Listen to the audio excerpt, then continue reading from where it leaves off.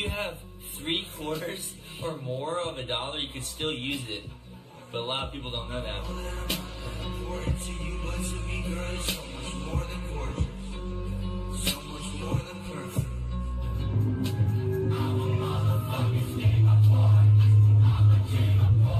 Hey, kid.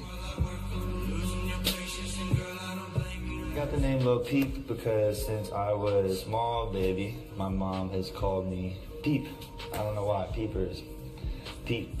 It's just what she calls me. Pretty much everyone in my life calls me Peep, so Lil Peep.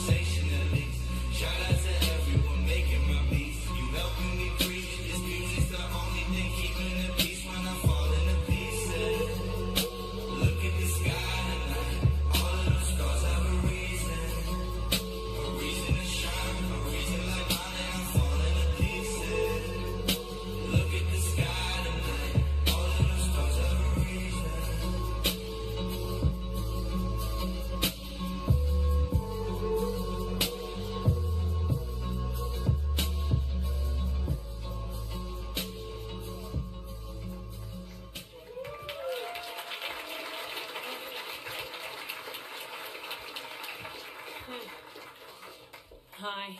Oh, you can hear me, right? Okay, good. Good. Okay, so this first, I'm going to start with a little quote which made me cry, and it's from a great book by K.D. Camillo, and it's called The Miraculous Journey of Edward Tulane, which is, you read that and you'll just cry and cry. And I read that out loud to the boys. We read about every night until they were about 11 and 13, just because we liked to do it. So the heart breaks and lives by breaking. It is necessary to go through dark and deeper dark and not to turn. So that's just basically the big idea of that is, you just gotta go through it. Excuse me. In our shock, walking to get breakfast the morning after Gus died, Oscar and I tried to make each other feel like we were going to be okay without him. We hadn't really slept, but it was a sunny day, and we knew we needed to get out of the house and into the world for comfort. One of the things Oscar said to me was, "Mama, just think of what he accomplished in barely 21 years. He traveled to Russia, England, Belgium, France, and El Paso. I will probably never go to El Paso in my entire life." I mean, most people never get to do in their entire lifetime what Gus did in just 21 years. Many people have said these same words, more or less, to me over the past couple of weeks. Gus did it. He lived his own life on his own terms. He was a stubborn, driven, talented, crafty, observant, and tender young man. Gus was also vulnerable. He hurt terribly when his friends' parents said he was no longer welcome in their homes, once he had stopped performing well in school and had stopped playing sports. Long before that, though, Gus understood that many good people suffered injustice because of what they looked like or how much money they had. He saw how the cool kids who lived in the fancy neighborhoods looked down on his friends who lived in the projects and looked down on his own family who lived in an apartment and drove an old Nissan. Gus got fed up with that world. He rejected it, and he rejected being molded into a box. Probably Emma, Ian, and Carmelo know more about why he began to feel that way. When he locked himself in the garage and got his first tattoo, he began to make his rejection of the box public. He dared the world. That's when some of his friends' parents told their sons and daughters they didn't want him to hang around with Gus. He cried when he told me about that. That's when the adults at the high school began to look at him askance. He set his jaw when he told me about that. With a keen eye for injustice, Gus raised the ante. He added to his tattoo. He pierced various parts of his face. His ears, nose, lip, eyebrow. The more tattoos and piercings he got, the more he was treated like an outsider. And the more of an outsider he became. Being an outsider, a reject, hurt him. He stayed in his room, barely mustering the courage to go to the library to complete the assignments necessary to get his diploma. And please, he graduated from high school and he was on the dean's list the one semester he did at college. So fuck the people who said he didn't graduate from high school. Sorry. That was an ad-lib, I apologize. And he did it because of his, he liked Mr. Balsamo and Mr. Petschauer, but he liked Mr. Balsamo more because he had tattoos. And he did it because of his love and gratitude for Mrs. Hartman, who saw him for who he was, not what he looked like. Years later, Gus told me that it was easy to tell the difference between the people who saw his tattoos when they looked at him and the people who saw him.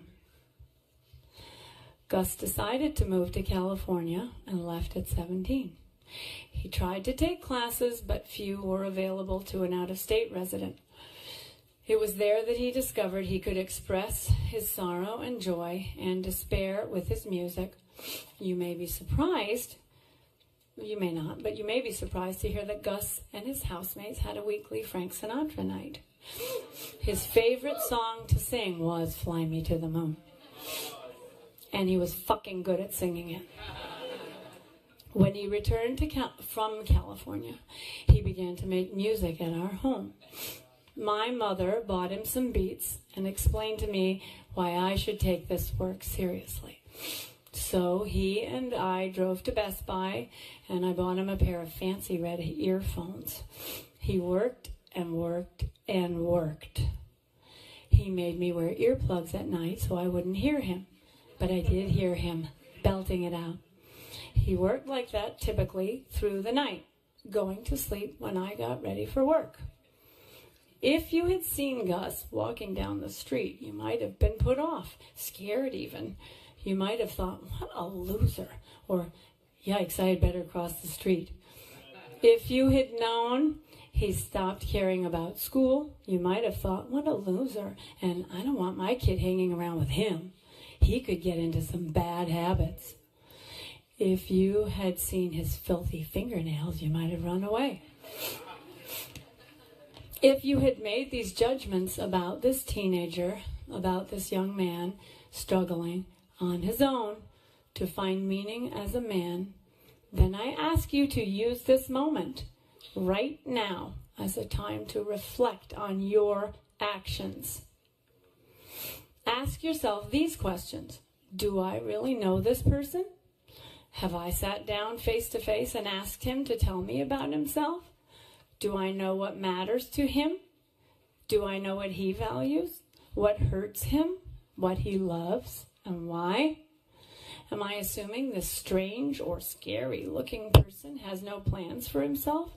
Have I asked him his plans? Am I dismissing this person because he does not match my definition of a good kid? Do I assume he does not work? Be honest. Gus was.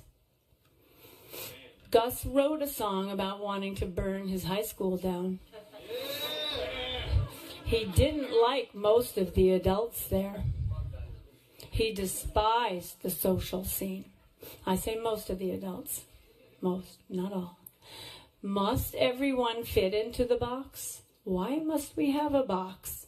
Who is this box for? Can we reinvent ourselves? Gus has left us with so much to think about and learn from. I want to thank you all for coming here today. Please do not make assumptions about people or events in ignorance. Do you understand what I'm saying? Try to step outside of your own box and open your mind to new ideas. My sweet little Peeper is gone now, but he has surely left us a lot of wonderful material to review and consider. He has left me with new people to know. I am so proud of him. You have no idea.